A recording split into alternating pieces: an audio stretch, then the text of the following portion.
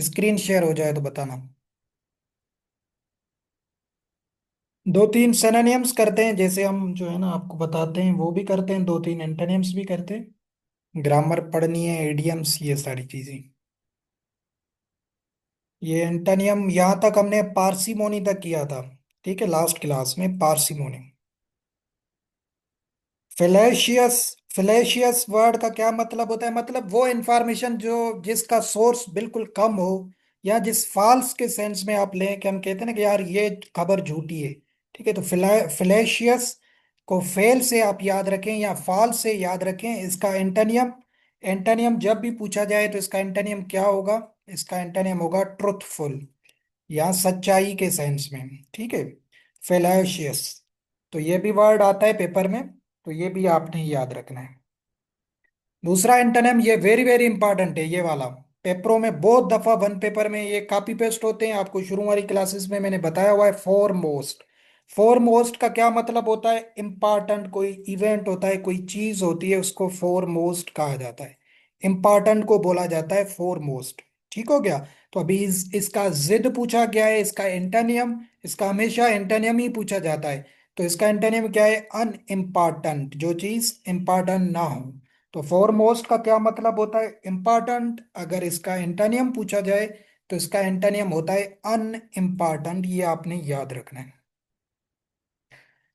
यह भी very very important है, the antonym of quiescent. Quiescent का क्या मतलब होता है? इसका मतलब होता है पैसिव।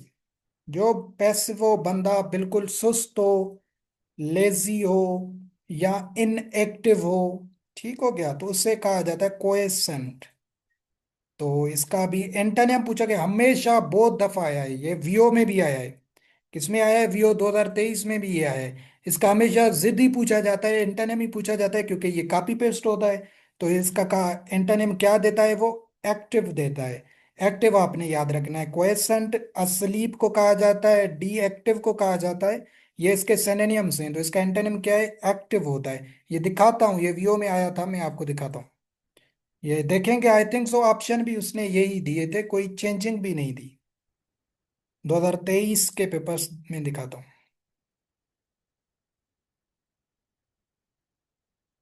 एक मिनट।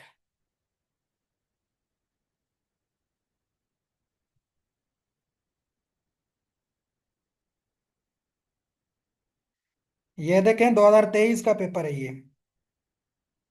23 नवंबर 2023, यहाँ पे गौर कीजिएगा। जूम करता हूँ। ये देखें, 11 number question, the antonym of quiescent. Quiescent का एंटोनिम पूछा गया है, आपको बता दिया। इसका पैसिव मतलब होता है इनएक्टिव, मतलब होता है। इसका जिद क्या है? देखो ऑप्शन में भी एक्टिव ही दिया है। तो ये आपका आ चुका है, ये भी इसी पीडीएफ से लिया गया था। दूसरा भी हमने पढ़ा था ऑलरेडी, ये लिथेरेजी। ठीक हो गया? ये आपको ऑलरेडी सिनोनिम पढ़ा चुका हूँ। तो ये आपका व्यू में आ चुका है, ये आपने याद रखना है। कोएसेंट का क्या मतलब होता है? इनएक्टिव। इसका जिद क्या होता है? हमेशा इसका यही जिद होता है। मतलब किसी और सेंस में कोई सिनोनिम इसका यूज नहीं करता, ऑप्शंस में यही करता है, एक्टिव ही करता है। तो आपने ये याद रखना है। फॉरमोस्ट इंपॉर्टेंट, इसका जिद क्या होगा? अनइम्पॉर्टेंट। और जो है ना, कोएसेंट का क्या मतलब होता है? Passive, unactive, lazy. तो इसका जिद क्या होता है? एक्टिव होता है। The antonym of philistine. Philistine किसे कहते हैं? मतलब कुछ बंदे या कुछ लोग ऐसे होते हैं जिसको कल्चर या आर्ट से नफरत होती है, या वो उसको पसंद नहीं करते, आर्ट को या कल्चर को। तो उसे फेलस्टाइन कहा जाता है। तो अभी इसका एंटोनिम क्या है? कल्चर्ड है। ये सारे इसके, ये अनकल्चर्ड, इसमें भी अनकल्चर्ड है, ये इसके सिनोनिम्स हैं। तो इसका जिद क्या होगा? कल्चर्ड होगा। ठीक हो गया? फेलस्टाइन जब भी आ जाए, इसका जिद ही पूछा जाएगा। इसका जिद आपने याद रखना है, फेलस्टाइन। तो आपने जहन में बिठाना है, फेलस्टाइन बंदे वो होते हैं जिनको आर्ट या कल्चर से नफरत होती है, या वो उसको डिसलाइक करते हैं। तो ये इसका एंटोनिम क्या बनेगा? कल्चर्ड बनेगा, जो कल्चरल लोग होते हैं। निगर्डली, जो बहुत ही वही चीज जो पहले उसमें पारसीमोनी में बताई थी। निगर्डली वो बंदे होते हैं जो बहुत ही सोच समझ के खर्चा करते हैं। ठीक है, बहुत ही सोच समझ के मेटिकुलस होते हैं। तो इसका जिद क्या होगा? जेनरस होगा, जो बहुत सखी दिल या सखी दिल इंसान होते हैं। ठीक हो? ये इतना इंपॉर्टेंट नहीं है निगर्डली। ये आपका फिलस्टाइन बहुत दफा एसपीएससी के वन पेपर में आया है। ये भी आपको दिखा दिया, वेटनरी के सिवा बहुत ही ज्यादा पेपर्स में आया है ये वाला। फोरमोस्ट भी आता है, फोरमोस्ट का अनइम्पॉर्टेंट। और ये भी नहीं आया आई थिंक। तो फेलेशियस, तो इसका फॉल्स मतलब होता है और इसका जिद क्या होगा, ट्रुथफुल होगा। ये तीन चार एंटोनियम्स आज के लिए। तीन चार सिनोनिम्स भी करते हैं ताकि चीजें क्लियर हो जाए। यहां तक वेन तक की थी, ये भी 2023 में आपको दिखाया था लास्ट क्लास में कि वेन का ये अभी सिनोनिम्स कर रहे हैं। ये भी वीओ 2023 में सेम कॉपी पेस्ट था, वेन आपको भेजा भी था ग्रुप में। तो ये पूछा गया था वेन का सिनोनिम, इसका क्या बताया, वेन का आपको डिक्लाइन बताया था, जो है यहाँ डिक्रीज बताया था। ठीक हो गया, ये डायरेक्ट वीओ में आ चुका है 2023 में। उसके बाद आज हम दूसरा कौन सा पढ़ते हैं, कैटास्ट्रोफी। कैटास्ट्रोफी किसे कहा जाता है, डिस्ट्रक्शन को कहा जाता है, डैमेज को कहा जाता है, जो तबाह हो जाती है कोई चीज, इनहेलिएट हो जाती है। तो उसके लिए ये वर्ड यूज किया जाता है कैटास्ट्रोफी। तो इसका मतलब क्या होता है, अभी हम सिनोनिम्स कर रहे हैं, दोबारा बता रहा हूँ ये सिनोनिम्स हैं, एंटोनिम्स नहीं है। तो कैटास्ट्रोफी का क्या मतलब है, डिस्ट्रक्शन, तबाही। ठीक है, तो ये आपने याद रखना। ये जब अर्थक्वेक होता है, आग लगती है या कोई ऐसा सच होता है, तो आप ये देखते हैं वर्ड यूज होता है कैटास्ट्रोफी। ऑब्स्टिनेट आपने याद रखना है, ऑब्स्टिनेट किसे कहते हैं, जिद्दी को कहते हैं। जो बहुत ही जिद्दी हो, एक ही बात पे जो है ना, जो बैठ जाए कि बस यही है, तो उसे जिद्दी कहा जाता है। तो ऑब्स्टिनेट का क्या मतलब होता है, जिद्दी। जिद्दी के लिए दूसरा वर्ड भी आता है एक इंग्लिश में, वो है स्टबर्न। स्टबर्न भी किसे कहा जाता है, जिद्दी लोगों को कहा जाता है। ठीक हो गया। तो ऑब्स्टिनेट जब भी पूछा जाए तो आपने ये वर्ड जरूर देखना है, स्टबर्न। स्टबर्न किसे कहा जाता है, जिद्दी को कहा जाता है, उससे ही ऑब्स्टिनेट भी कहा जाता है, क्योंकि हम सिनोनिम्स कर रहे हैं। यह भी आपका काफी वन पेपर्स में एसपीएससी में आ चुका है, सिनोली गोस्टर। सिनोली गोस्टर किसे कहा जाता है, अनप्रिंसिपल्ड पॉलिटिशियन। जो पॉलिटिशियंस होते हैं, जो झूठे दावा करते हैं या जिनके कोई प्रिंसिपल्स नहीं होते हैं, कभी उनके पास कभी उनके पास, तो उनको कहा जाता है स्नोली गोस्टर। ठीक हो गया, तो ये भी आपने याद रखना है, ये भी एसपीएससी में बहुत दफा रिपीटेड है सिनोनियम इंग्लिश में। ठीक है, तो ये भी आपने याद रखना है, कभी भी कॉपी पेस्ट हो सकता है। स्नोली गोस्टर का क्या मतलब होता है, अनप्रिंसिपल्ड पॉलिटिशियन, इनके लिए ये यूज होता है। लास्ट करते हैं कंडोन। कंडोन का क्या मतलब होता है, ये भी सिनोनिम में एक्सेप्ट करना, मतलब किसी चीज को, इसका जो है ना, क्या कहते हैं, एंटोनिम भी शायद पूछते हैं। कंडोन का क्या मतलब है, एक्सेप्ट करना। ये आपने याद रखना है, अभी एंटोनिम पूछे तो क्या होगा, एक्सेप्ट का रिजेक्ट करना होगा। तो ये भी आपने जहन बैठाना है, कंडोन। तो यहाँ तक हम सिनोनिम करते हैं, फिर रिवाइज करवा रहा हूँ ताकि आपको यही याद हो जाए। कैटास्ट्रोफी, यहाँ यहाँ से शुरू किया। कैटास्ट्रोफी का क्या मतलब होता है, डिस्ट्रक्शन। और ऑब्स्टिनेट का मतलब होता है स्टबर्न। और सिनोली गोस्टर का मतलब होता है अनप्रिंसिपल्ड पॉलिटिशियन। और कंडोन का मतलब होता है एक्सेप्ट करना, कबूल करना किसी चीज को। ठीक हो गया। तो ये तीन चार हमने सिनोनिम्स भी किए, तीन चार हमने एंटोनिम्स भी किए। उसके बाद आते हैं, थोड़ा सा ग्रामर के पोर्शन को भी पढ़ते हैं, कंपोजिशन को। ये हमने प्रेपोजिशंस शायद पढ़ रहे थे, पार्ट्स ऑफ स्पीच। तो कहाँ तक आपको पढ़ाया था, यहाँ तक हमने किया था। ये प्रेपोजिशंस आपको बताई थी कि मेरिट के साथ कभी भी प्रेपोजिशन नहीं लगाई जाती। ठीक है, ये यहाँ तक हमने किया था। अभी आपने याद रखना है बिटवीन और अमंग को कैसे यूज किया जाता है, ये भी very very important. Prepositions use होती हैं सेंटेंसेस, एमसीक्यूज फॉर्म में, आपने याद रखना है। जब भी दो लोगों के बीच या दो थिंग्स के बीच में कोई भी चीज डिस्ट्रीब्यूट होगी, उसके साथ बिटवीन लगाया जाएगा। टू थिंग्स या टू पीपल्स, ये हो गया था। अच्छा, हो गया था। चलो रिवाइज करके आगे चलते। बिटवीन दो के लिए, among more than two plus, या टू प्लस कह देता हूं, दो से ज्यादा। अगर कोई जुमले में उसने चीजें दी हैं, तो उसमें आपने फिर बिटवीन नहीं लगाना है, अमंग लगाना है। ये आपको ऑप्शंस में वो देगा कैसे, ये देखें। The scholarship money was distributed dash dash Ali and Osman. ये एक बंदा है, ये ओ अली दूसरा बंदा है, तो ये दो लोग हैं। दोनों के बीच में इन जो स्कॉलरशिप है उनको डिस्ट्रीब्यूट किया गया, तो हम लगाएंगे बिटवीन। ठीक है, ये आपने याद रखना है। तो ये बिटवीन दो के लिए, अमंग दो से ज्यादा। ये देखें, the price was distributed dash dash three students, अभी दो से ज्यादा है ना, ये तीन है। तो यहाँ पे आप बिटवीन नहीं लगाएंगे, यहाँ पे आप लगाएंगे अमंग। ठीक हो गया, तो ये आपने याद रखना है। दो लोगों के बीच में अगर कोई चीज डिस्ट्रीब्यूट हो रही है तो बिटवीन, और दो से ज्यादा है, मोर देन टू है, तो अमंग लगाया जाता है। ये आपने ध्यान देना है, बट हमने शायद ये चीज कर ली है। वेरी वेरी इंपॉर्टेंट प्रेपोजिशन बता रहा हूं, ये भी आपके वीओ में दो दफा आई है। 2018 में भी आई, 2023 में भी आई है प्रेपोजिशन पे। ये आपने याद रखना है, ये कुछ लैटिन एडजेक्टिव्स हैं, ये थोड़े यूनिक नेम है। कौन कौन से? Superior, inferior, senior, junior, prefer, prior and Elder. But यहां से जो एम है वो है superior, inferior, senior, junior and prefer. ये आपने चार पांच याद रखने, इनके साथ हमेशा टू प्रेपोजिशन लगाई जाती है। हमेशा याद रखना है, क्या लगाई जाती है? टू प्रेपोजिशन लगाई जाती है। वो आपको लगा के देगा देन, क्योंकि हम आदी हैं। आपको हमेशा डांटता हूं कि आपने उर्दू में ट्रांसलेट नहीं करना है। इनका मतलब ये होता है ना कि ये मुझसे सुपीरियर है, ये मुझसे इंफीरियर है, ये मुझसे सीनियर है, तो हम से की आवाज में इसको देन में ट्रांसलेट करने की कोशिश करते हैं कि वो he is senior then Ali, he senior dash dash, किसी का भी आप नाम लें, या ही सुपीरियर डैश डैश। तो हम इसके साथ देन लगाते हैं, और एसपीएससी भी आपको देन लगा के देता है, उससे पता होता है कि ये गलती करेगा देन में। हमेशा याद रखना है, इनके साथ टू प्रेपोजिशन लगाई जाएगी, कोई भी सेंटेंस आ जाए। ठीक है, तो सुपीरियर, ये कोशिश करें जिनके आखिर में ये आई ओ आर है उनके साथ। ये सुपीरियर, इंफीरियर, सीनियर, जूनियर, सबकी लास्ट में आई ओ आर है।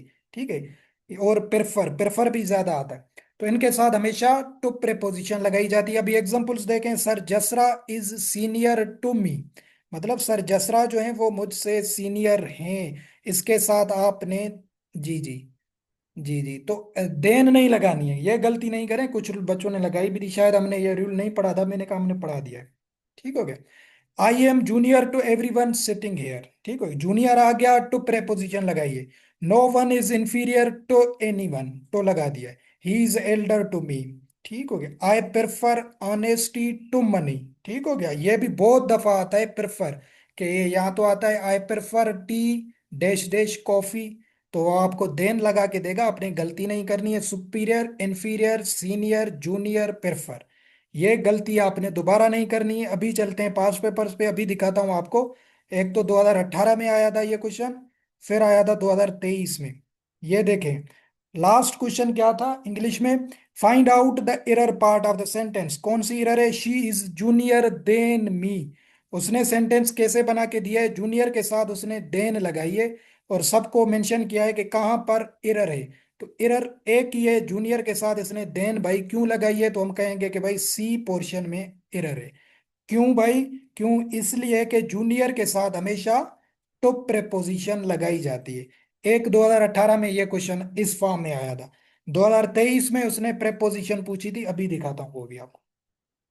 ये देखे, 15 number question, Aslam is junior dash dash मी, ठीक हो गया। तो जूनियर डैश डैश मी के साथ क्या आएगा? ए ऑप्शन में उसने टू दिया हुआ है, Aslam is junior to me होगा, फ्रॉम या ऑफ नहीं होगा। तो ये आपने गौर करना है, ये वेरी वेरी इंपॉर्टेंट प्रेपोजिशन है। Superior, inferior, senior, junior and prefer, इनके साथ हमेशा टू लगेगी और कोई भी नहीं लगेगी। ठीक है, नहीं भूलेगी अभी, याद हो गई। ये जब भी आ जाए, किसी भी पेपर में आ जाए, जो है ना, विथआउट जो है ना वीओ, तब भी आपको बहुत ही ज्यादा काम देंगे।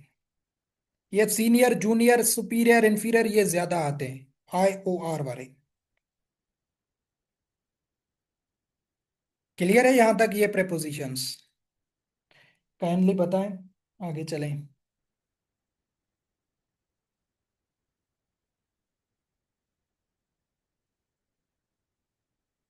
शाबाश, ओके ओके ओके। अच्छा, दूसरी क्या चीज याद रखनी है, कि जो है ना, राइट इन का क्या मतलब होता है? जब भी ये भी आती है, बहुत दफा आती है, इस सेंस में क्या आता है? अभी ये होता है लिखना, हम लिखते हैं ना, पेंसिल से लिखते हैं, पेन से लिखते हैं। किसी भी टूल को जब इस्तेमाल किया जाता है लिखने के लिए, उसके साथ विथ प्रेपोजिशन लगाई जाती है। ठीक है, क्या लगाई जाती है? विथ प्रेपोजिशन लगाई जाते हैं। The students right with a lead pencil. Pencil हो गई, पेन हो गई, ये टूल है एक, इससे हम लिख रहे हैं, तो इसके साथ विथ लगाएंगे। बट राइट के साथ इन आती है, और ये पेपर में बहुत दफा भर भर के जो है ना प्रेपोजिशन आती है।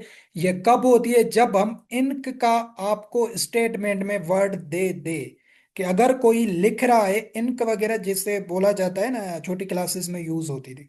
लुकेट जो होती है जिससे लिखा जाता है, जो है ना पेन से, पेन वगैरह में यूज करते थे। ठीक हो गया। He writes in blue ink, इसी फॉर्म में एमसीक्यूज आपको आएगा, इसी फॉर्म में। फिर वो कलर चेंज कर सकता है कोई भी इंक का, ठीक है। He writes in blue ink, जब भी ये आ जाए, आपने ये नहीं समझना कि इंक कोई पेंसिल के फॉर्म में है या पेन के फॉर्म में, मैं इसके साथ विथ लगाऊं। इनक का वर्ड जब भी आ गया इसके साथ, फिर आप राइट के साथ इन लगाएंगे, विथ नहीं लगाएंगे। ये आपने गलती नहीं करनी, और यही आपको जुमला इसी फॉर्म में देगा। He writes dash dash blue ink. With वाला नहीं देता, क्योंकि हमें पता होता है टूल के साथ हम विथ लगाएंगे। तो जो है ना, इनक का जब भी आ जाए स्टेटमेंट में, तो उनके साथ आपने प्रेपोजिशन इन लगानी है, राइट के साथ। क्यों? उसने जो है ना ब्लू इंक से जो है ना वो लिखा था। तो यहां तक ये करते हैं, बाकी फिर आगे करेंगे जो है ना, वहां से प्रेपोजिशन करते हैं। बट ये तो हमारा वो था, पार्ट्स ऑफ स्पीच थे, इसमें आ गया।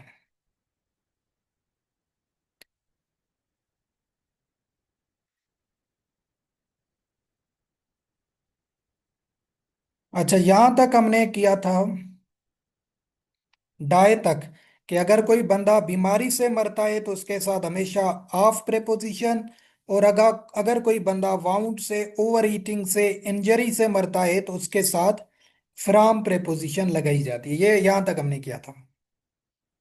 ठीक है। ये भी आपने प्रेपोजिशन याद रखनी है। He jumped dash dash the river. इसमें अगर पूछी जाए, इस सेंस में काफी जुमले वो देता है, आपने कंसेप्ट क्या याद रखना है? अगर मीडियम चेंज हो रही है, अगर जगह चेंज हो रही है, इसमें क्या गलती करेगा वो? इन प्रेपोजिशन लगा के देगा, कि उसने रिवर में जंप दिया। ठीक है, इसका मतलब क्या हो रहा है कि उसने जो है ना रिवर में, दरिया में जंप दिया। ठीक है। तो इसमें आपने क्या चीज याद रखनी है, कि अगर मीडियम चेंज हो रहा है, मतलब एक अगर बंदा यहाँ पे खड़ा हुआ है, यहाँ से ये मूव करता है यहाँ तक, ये होता है मीडियम चेंज या प्लेस चेंज हो रही है। इसके साथ हमेशा इनटू प्रेपोजिशन लगाई जाती है। ये प्राइमरी फंक्शन है इनटू का, जो आपने जहन में बिठाना है। इससे भी बहुत ज्यादा मिस्टेक्स आती हैं या प्रेपोजिशंस की एरर आती है। कैसे? अभी आप देखें, he jumped dash dash the river, मतलब इसने जंप किया है रिवर में। तो जाहिर है कि ये कैसी एक जगह पे मौजूद होगा। इसने जब रिवर में जंप दिया तो मीडियम चेंज हो गई ना अपनी जगह से, तो यहाँ से ये मूव इसने किया होगा, तब जाके इसने जंप किया होगा रिवर में। तो ये क्या हो रहा है? मीडियम चेंज हो रही है। फिर आपने इन नहीं लगानी है, आपने इसके साथ इनटू प्रेपोजिशन लगानी है। ठीक हो गया। ये बहुत दफा आती है प्रेपोजिशन की mistake. He jumped into the river. ठीक हो गया, मतलब उसने दरिया में जंप दिया। ठीक है। तो इसमें आपने सेंटेंस की फॉर्म है वो आपको पता चल जाएगा, जैसे यहाँ पे पता चल गया ना, कि रिवर तो एक जगह पे बह रहा है। ठीक है। तो अगर मैं यहाँ पे खड़ा हुआ हूँ, अल्लाह ना करे, यहाँ पे मैं जंप दे रहा हूँ रिवर में, तो मैं अपनी जगह को चेंज कर रहा हूँ, मीडियम को चेंज करके दरिया की तरफ जा रहा हूँ। तो ये क्या हो रहा है? मीडियम प्लेस, जगह चेंज हो रही है। तो इस सेंस में आपने इनटू लगाना है। इन कब लगता है? जब मीडियम चेंज नहीं होता। वो सेंटेंस में मैंने लिखा हुआ है, वो आप समझने की कोशिश करें। क्या सेंटेंस है? He was swimming in the river. ठीक है, कि वो दरिया में स्विमिंग कर रहा था। तो अभी स्विमिंग करना, इसमें कोई मीडियम चेंज नहीं हो रहा है, वो ऑलरेडी वहां पे तैर रहा था। ठीक है। तो वो वहीं पे ही स्विमिंग कर रहा है, उसने कोई मीडियम वगैरह चेंज नहीं किया है। तो इस सेंस में या इस जुमले में हमें ये पता नहीं चलता कि वो उसने जाके रिवर में स्विमिंग की, बट वो ये यहाँ पे उसकी जो है ना बता रहा है डायरेक्शंस, के वो स्विमिंग कर रहा है रिवर में। ठीक है। तो यहाँ पे मीडियम चेंज नहीं हुआ है, ऊपर वाले में मीडियम चेंज हुआ है। क्यों हुआ है? क्योंकि उसने जंप का वर्ड दे दिया ना हमें। जंप जाहिर जाहिर है, अगर आप एक जगह से दूसरी जगह जंप मारेंगे तो वो मीडियम चेंज भी होगा, प्लेस भी चेंज होगी। तो उस सेंस में आपने इनटू लगाना है। अगर मीडियम चेंज नहीं होता फिर सिंपली इन लगाना है। तो इन तो सिंपल ही है, सिंपली से एरर नहीं आती या प्रेपोजिशन नहीं आता। उससे आता है जो काम का होता है, और वो ये इंटो है। इंटो से यही एरर आती है। यहाँ जो है ना, कभी कभी देता है कि कैट ने टेबल से जंप दे के चेयर पे गई, इस सेंस में जुमला देता है। तो उसमें भी क्या होता है, कैट का मीडियम चेंज होता है टेबल से चेयर की तरफ, तो उसके साथ भी हम इनटू लगाएंगे, तो इस सेंस में वो आपको पता चल जाएगा कि ये कहाँ जुमला किस सेंस में है। दूसरा, we always have to submit dash dash authority. जो है ना, हम क्या करते हैं, हमेशा जो अथॉरिटी होती है उसके सामने झुक जाते हैं, सबमिट करते हैं। तो सबमिट के साथ हमेशा, ये इतना सबमिट इम्पॉर्टेंट नहीं है। यहाँ से दो वर्ड्स आपने याद रखने हैं, सकम एंड सरेंडर। ये पेपर में आते हैं, सरेंडर एंड सकम, इनका क्या मतलब होता है, हथियार डाल देना। ठीक है, किसी के सामने हथियार डाल देना, झुक जाना, या अपनी एक जो जिद होती है उसको खत्म करना। तो उस सेंस में ये यूज होते हैं, और इनके साथ हमेशा टू प्रेपोजिशन लगाई जाती है। क्या लगाई जाती है, टू प्रेपोजिशन लगाई जाती है। ठीक हो गया। ये सकम जो न्यूज़पेपर्स वगैरह होते हैं उनमें बहुत ज्यादा टाइटल में यूज होता है। ठीक है, तो सकम एंड सरेंडर, इनके साथ हमेशा टू प्रेपोजिशन लगाई जाती है, ये आपने याद रखना है। अच्छा, ये लास्ट बताता हूं प्रेपोजिशन, फिर हम इडियम्स पढ़ते हैं। Bread is usually made dash dash wheat. ठीक है, एक तो ये जुमला है। दूसरा क्या है, कि जो है ना, the table is made dash dash would. आपने याद रखना है कंसेप्ट। अभी ये जुमला आ सकता है, नहीं भी आ सकता है, ये इस कंफ्यूजन में नहीं पड़ना है। इसमें आपने याद रखना है कि जो चीज जिससे बनाई गई है उसमें अगर बेसिक मटेरियल चेंज हो चुका है, उसके साथ आप लगाएंगे मेड फ्रॉम। ठीक है, क्या लगाएंगे, मेड फ्रॉम। अगर बेसिक मटेरियल चेंज हो चुका है, कैसे, अभी जुमले पे गौर कीजिएगा। वीट से बनाई गई ब्रेड। ठीक है, अभी ब्रेड जैसे बन गई, तो इसका बेसिक मटेरियल क्या था, वीट था, वीट से बनाई गई। अभी आप ब्रेड को कन्वर्ट नहीं कर सकते वीट में। समझ आ रही है। अभी जो ब्रेड बन चुकी है, आप उसको फिर दोबारा वीट नहीं बना सकते। क्यों नहीं बना सकते, क्योंकि ये चेंज नहीं हो सकती वीट में। बनी तो वीट से, बट वो उसमें चेंज नहीं हो सकती वापस दोबारा। तो ये क्या हो रहा है, बेसिक मटेरियल चेंज हो गया। क्या हो गया, चेंज हो गया। जब भी इस सेंस का जुमला होगा, उसके साथ आप मेड के साथ हमेशा फ्रॉम प्रेपोजिशन लगाएंगे। क्या लगाएंगे, फ्रॉम लगाएंगे। कि bread is usually made from wheat. ठीक हो गया, व्हीट से तो बनाई गई ब्रेड, बट दोबारा ब्रेड को आप व्हीट में कन्वर्ट नहीं कर सकते। ठीक है, तो ये आपने कंसेप्ट समझना है। जब भी एस एमसीक्यूज आ जाए, तो मेड के साथ हमेशा फ्रॉम प्रेपोजिशन लगाई जाएगी। जब भी, बस आपने चीज याद रखनी है कि कौन सी चीज कहाँ से बनाई जा रही है, वो दो चीजें आपको देगा स्टेटमेंट में, एमसीक्यूज में। आपने उन चीजों को कंपेयर करना है कि ये इससे तो बनी है, बट ये इसमें दोबारा कन्वर्ट हो सकती है या नहीं, बनने के बाद। दूसरे जुमले पे फोकस करें, फिर आपको क्लियर हो जाएगा। मेड के साथ दूसरी लगती है of preposition. When basic material does not change, basic material जब चेंज ना हो। ठीक हो गया, तो उसके साथ हम फिर मेड के साथ ऑफ लगते हैं, लगाते हैं। कैसे, the table is made of would. जो वुड होता है, लकड़ियां होती हैं, उससे बनाई जाती है टेबल। ठीक हो गया, तो अभी टेबल को आप कन्वर्ट तो कर सकते हैं ना, टेबल को तोड़ के आप फिर वुड कर दें, लकड़ियां बना देंगे। जाहिर है, क्यों, क्योंकि वो अभी बेसिक मटेरियल में जा रही है, यहाँ उसका चेंज नहीं हो रहा है। टेबल भी क्या है, वुड से बनाई गई है। बट टेबल को जब आप तोड़ेंगे, तोड़ेंगे पीसेस में, तो वो क्या बन जाएगी, लकड़ियां बन जाएंगे, वुड्स बन जाएंगे। तो ये यहाँ पे बेसिक मटेरियल चेंज नहीं हो रहा है। क्या नहीं हो रहा, चेंज नहीं हो रहा, वही वुड रहता है। तो इसके साथ हमेशा मेड के साथ इस केस में ऑफ प्रेपोजिशन लगाई जाती है। क्या लगाई जाती है, ऑफ प्रेपोजिशन लगाई जाती है। ठीक है, जब बेसिक मटेरियल जिससे चीज वो बनाई गई है वो चेंज हो जाए, उसके साथ फ्रॉम लगाई जाती है प्रेपोजिशन। जब बेसिक मटेरियल चेंज ना हो, सेम रहे, तो उसके साथ हमेशा ऑफ प्रेपोजिशन लगाई जाती है। जुमला कोई भी आ जाए, आपने ये कंसेप्ट जो है ना देना है। ठीक है, आपने वहां पे चीज देखनी है कि ये चीज बनने के बाद दोबारा उस फॉर्म में जा रही है, उस यूज में जा रही है, तो फिर मेड के साथ आप ऑफ लगाएंगे। बट एक दफा बन गई, उसके बाद दोबारा उस चीज में, उस जिससे बनाई गई है उसमें कन्वर्ट नहीं हो सकती, उसके साथ आपने फ्राम लगाना है, ठीक है। तो आपको वो सिंपली एज एज सच ही जो है ना देगा, जिसमें आपको पता चल जाएगा। जैसे अभी यहाँ पे आप देखें, ब्रेड दे दिया है और वीट दे दिया, आप सबको अभी पढ़ के भी लगेगा कि ब्रेड जो हम खाते भी हैं, ये कभी भी वीट बन ही नहीं सकती दोबारा। वीट तो नहीं बना सकते ना आप उसे, तो आपको लगेगा कि यार ये तो चेंज नहीं हो सकता, आप इसके साथ फ्राम लगाएंगे, फॉरन फ्राम लगाएंगे। और ये मोस्टली यही पेपर में भी आता है, टेबल चेयर इस सेंस में। तो आपको पता यहाँ पे भी चल जाएगा, जैसे जुमला पढ़ेंगे कि जो है ना टेबल जो है ये, तो फिर हम इसको तोड़ेंगे तो ये वुड में कन्वर्ट हो जाएगी, लकड़ियों में कन्वर्ट हो जाएगी। तो इसके साथ ये बेसिक मटेरियल चेंज नहीं हो रहा, सेम रहता है। तो ऑफ प्रेपोजिशन लगाई जाएगी। ये मेजर कंसेप्ट है जो मैंने आपको सिंपलीफाई करके बताया है। इंशाल्लाह आई होप कि चीज़ ये क्लियर होगी। बाकी इंशाल्लाह फिर यहाँ से करेंगे, ठीक है। तो ये आपने प्रेपोजिशन ये भी याद रखने हैं, made from and made of. Clear है, फ्रॉम एंड ऑफ वाला मेड।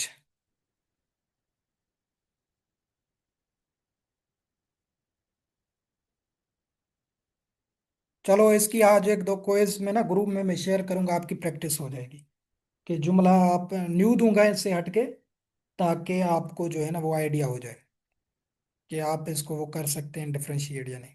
अच्छा, इडियम्स पढ़ते हैं। यहां तक हमने लास्ट क्लास में इडियम्स पढ़े थे, स्पिल द बीन या let the cat out of the bag. इसका क्या मतलब होता है? सीक्रेट वगैरह को रिवील कर देना, ठीक है। उसके बाद रेनी डेज, रेनी डेज का क्या मतलब होता है? रेनी डेज का मतलब होता है अनलकी टाइम या हार्ड टाइम, मुश्किल वाला टाइम, या जो अनलकी टाइम होता है उसके लिए कहा जाता है रेनी डेज। वो कहते हैं ना कि save something for rainy days, कि जो है ना कुछ मुश्किल वक्त के लिए बचा के रखो या सेव करो। तो ये उस सेंस में यूज होता है। रेनी डेज का क्या मतलब होता है? कोई हार्ड टाइम, मुश्किल टाइम या अनलकी टाइम, उस सेंस में किया जाता है। बट ये पेपर के हवाले से इंपॉर्टेंट नहीं है। वेरी इंपॉर्टेंट इडियम है ये वाला, एप्पल्स एंड ऑरेंजेस। अभी एप्पल्स अलग चीजें हैं, ऑरेंजेस अलग फ्रूट्स हैं, ठीक है। तो ये दोनों अलग अलग चीजें हैं। तो इसका मतलब क्या होता है? To unlike things or people. ये अभी मैंने ना ग्रुप में एक वो भी भेजी थी, DGISPR ने अभी जो प्रेस कॉन्फ्रेंस की थी, आपने देखा होगा, मैंने वीडियो शेयर की थी इस इडियम की, एप्पल्स एंड ऑरेंजेस की। ये आता है, ये बहुत ज्यादा यूजफुल भी है इडियम। जिसमें उसने कहा था कि उससे पूछा गया था कि ना आप PTI पे ज्यादा तनकीद कर रहे हैं, और जो है ना जब नवाज शरीफ साहब मुस्लिम लीग नून लंदन में बैठ के इस्टेब्लिशमेंट को बुरा भला कहती थी, तो आप उस टाइम ये प्रेस कॉन्फ्रेंस क्यों नहीं करते? तो उसने ये जवाब दिया था कि do not compare apples and oranges, ठीक है। तो मैंने वो वीडियो भी भेजी थी। तो एप्पल्स एंड ऑरेंजेस का क्या मतलब होता है कि ये दो डिफरेंट चीजें। To unlike things or people, ये पीपल के भी सेंस में यूज हो सकता है, या किसी चीजों के सेंस में भी यूज किया जा सकता है, कि जो डिफरेंट चीजें हो, दो डिफरेंट चीजें हो, दो डिफरेंट लोग हों, उनके लिए ये इडियम यूज किया जाता है, एप्पल्स एंड ऑरेंजेस, ठीक है। तो ये आपने याद रखना। अगर भूल जाता है तो सिर्फ इस पे फोकस करना है कि एप्पल्स अलग होते हैं, ऑरेंजेस अलग होते हैं, मतलब ये डिफरेंट है। तो डिफरेंट वाला ऑप्शन आपको मिल जाएगा। वेरी इंपॉर्टेंट इडियम है ये वाला भी, Apple pie order. Apple pie order, ये एप्पल से रिलेटेड है ये भी इडियम। एप्पल पाई ऑर्डर का क्या मतलब होता है? परफेक्ट ऑर्डर या नीट एंड क्लीन। कौन सा? नीट एंड क्लीन, साफ सुथरा, परफेक्ट। जो है ना ये रूम्स वगैरह के लिए, घरों के लिए यूज किया जाता है, नीट एंड क्लीन, ठीक है। तो उससे कहा जाता है एप्पल पाई ऑर्डर। तो ये भी आपने ईडीएम जहन में बिठाना है। SPSC में ये भी आ चुका है, ये भी आ चुका है एप्पल पाई ऑर्डर। तो आपने ये दोनों जहन में बिठाने। एप्पल पाई ऑर्डर का क्या मतलब होता है? परफेक्ट हो कोई चीज, नीट एंड क्लीन हो, एज सच आपको ऑप्शन में मिल जाएगा।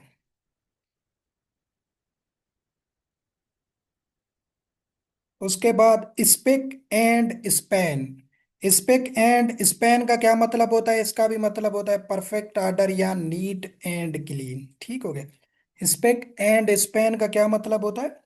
स्पेक एंड स्पाइन का भी मतलब होता है नीट क्लीन, कोई साफ सुथरी चीज, ठीक हो गया। ये भी आपने याद रखना।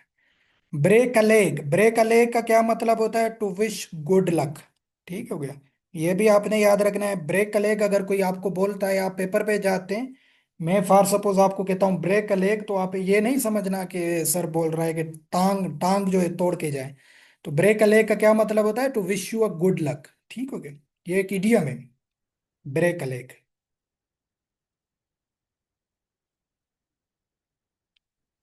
तो यहां तक ये करते हैं तीन चार idioms. Rainy days, hard time, unlucky times, apples and oranges, two different things या two different people, apple pie order, perfect order, neat and clean, spick and span, इसका भी मतलब होता है neat and clean. Break a leg का क्या मतलब होता है? To wish a good luck. ठीक हो गया, तो ये आपने याद रखना है। लास्ट करते हैं फ्रेजल वर्ब्स, फिर क्लास को करते हैं खत्म। फ्रेजल वर्ब हमने किए थे काल एट तक। काल आन बताया था विजिट समवन, काल एट बताया था विजिट समथिंग। ठीक हो गया। कम थ्रो का क्या मतलब होता है? कम थ्रो का मतलब होता है सक्सीड इन डिफिकल्ट सिचुएशन। मतलब किसी डिफिकल्ट सिचुएशन से बच निकलना, या उससे जो है ना उसमें कामयाब हो जाना। Despite all the pressure he manage to come through in the final match. मतलब उस पे प्रेशर बहुत ज्यादा जो है ना रखा गया, उसको भी इसने मैनेज करके फाइनल मैच में जो है ना जीत हासिल की, मतलब सक्सेसफुल हो गया। तो ये क्या थी? डिफिकल्ट सिचुएशन थी, जब उस पे प्रेशर वगैरह लगाया गया था। तो कम थ्रो का क्या मतलब होता है? कम थ्रो का मतलब होता है कि किसी डिफिकल्ट सिचुएशन में भी कामयाबी हासिल करना, सक्सेड होना या सक्सेसफुल होना। ठीक है। ब्रेकआउट का क्या मतलब होता है? ये भी आपने याद रखना है। ये फायर, आग वगैरह जब लगती है तो ये फ्रेजल वर्ब यूज किया जाता है। सडन इसका मतलब होता है अचानक से कोई चीज हो जाए। A fire broke out, broke out हो गई मतलब क्या होगा? मतलब आग जो है वो अचानक से जो है ना आ गई या लग गई। ठीक है। तो ब्रेकआउट का क्या मतलब होता है? ब्रेकआउट का मतलब होता है अचानक से, सडन। ये ब्रेक से रिलेटेड है फ्रेजल वर्ब्स। ठीक हो गया। ब्रेकआउट ये थोड़ा इंपॉर्टेंट है। सडन। ब्रेक ऑफ का क्या मतलब होता है? स्टॉप सडनली, कोई चीज अचानक से रुक जाए, तो उसके लिए ये ब्रोक ऑफ यूज किया जाता है। ब्रेकअप तो आपको पता है, ये बताने की जरूरत ही नहीं। ब्रेक डाउन ये आपने याद रखना है। ब्रेक डाउन का क्या मतलब होता है? कोई मैकेनिकल फेल्यूर हो जाए। क्या हो जाए? मैकेनिकल फेल्यूर कोई हो जाता है किसी गाड़ी में या किसी जनरेटर वगैरह में, जहाँ पे मैकेनिक की चीजें होती हैं, तो उसके लिए ये यूज किया जाता है ब्रेक डाउन। ठीक है। तो यहाँ से ब्रेक से आपने तीन याद रखने हैं। ब्रेक आउट जिसका मतलब होता है sudden, break off, broke off का क्या मतलब होता है? कोई चीज अचानक से रुक जाना, स्टॉप हो जाना। एंड ब्रेक डाउन का क्या मतलब होता है? मैकेनिकली फेल्यूर, इंजन वगैरह का फेल्यूर। तो ये आपका 2020 या 18 में ये फ्रेजल वर्ब आया था ब्रेक डाउन का। ये बट उसने जुमला दिया था, दिखाता हूँ आपको। ये यहाँ तक आज के लिए करते हैं, ये तीन चार फ्रेजल वर्ब्स भी आपको बता दिए। ये 2018 में उसने किस फॉर्म में दिया था, या 20 में, देखते हैं।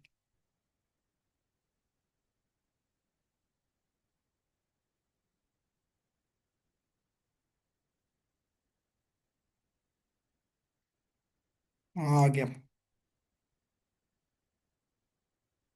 नजर आ रहा होगा आई होप के। 9 number question fill in the blanks था, बट फ्रेजल वर्ब था।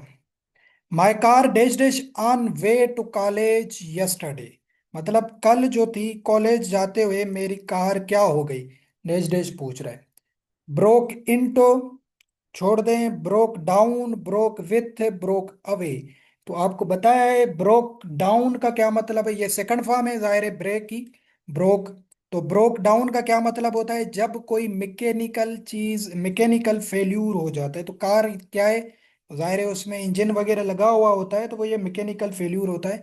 तो ये क्या है? My car broke down on way to college yesterday. ठीक है, तो ये भी आपका आ चुका है। तो ये जस्ट यहाँ पे मीनिंग मैंने आपको बता दी थी ब्रेक डाउन की। वो ब्रेक डाउन की क्या मतलब था? ब्रेक डाउन का मतलब था mechanical failure. Sir question number 1, if this paper. किसका? 2020 का? ये वाला? ये तो हमने नहीं पढ़ा है ना। ये वाला कह रहे हैं द फॉर्म ऑफ रेबीज, अभी ये मेडिसिन में पढ़ाऊंगा। चलो 1 मिनट में बता देता हूँ। बट यहाँ तक आज हमने किया, ब्रेक डाउन तक ये दिखाया भी सही, इसका मैकेनिकल फेल्यूर होता है। और ये जब क्वेश्चन आ जाए तो आपने याद रखना है ये ब्रेक डाउन होगा या ब्रोक डाउन होगा। ये कार वगैरह जनरेटर वगैरह के फार्म्स में यूज होते हैं। बाकी भाई कह रहे हैं कि ये dash dash farms of rabies dog attempt, ये इरसा, इरसा ये हम पढ़ेंगे, ये कहा जाता है आई से इंडस, आर से रिवर, एस से सिस्टम, ए से अथॉरिटी।